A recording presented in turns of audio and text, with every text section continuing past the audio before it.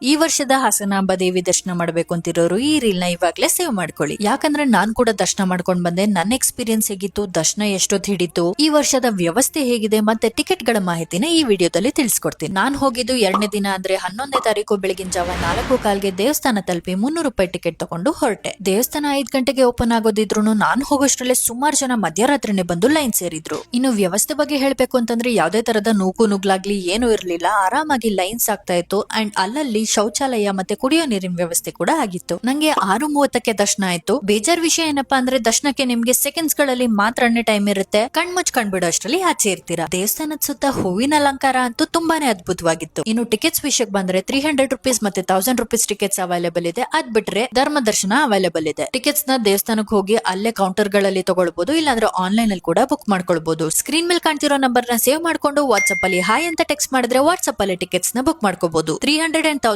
Rupees ticket ತಗೊಂಡಿರೋರಿಗೆ free laddu ಪ್ರಸಾದ ಇರುತ್ತೆ. ಅಂಡ್ ಎಲ್ಲಾ ಭಕ್ತಾದಿಗಳಿಗೂ ದೊನ್ನೆ ಪ್ರಸಾದ ವಿತರಣೆ ಇರುತ್ತೆ. ಇದಾಗಿತ್ತು ನನ್ನ ಹಾಸನಾಂಬ ದರ್ಶನದ ಎಕ್ಸ್ಪೀರಿಯನ್ಸ್. ಹೋಪ್ ಈ ವಿಡಿಯೋ ನಿಮ್ಮೆಲ್ರಿಗೂ ಹೆಲ್ಪ್ ಆಗಿದೆ ಅನ್ಕೊಂತಾ ಇದೇ ರೀತಿ ವಿಡಿಯೋಸ್ಗೆ ನನ್ನ ಪೇಜ್ ನ ಫಾಲೋ ಮಾಡ್ಕೊಳ್ಳಿ. ಫಾಲೋ ಮಾಡಿದ್ರೆ ಮತ್ತೆ ಸಿಗೋಣ. ಓಕೆ, ಬಾಯ್.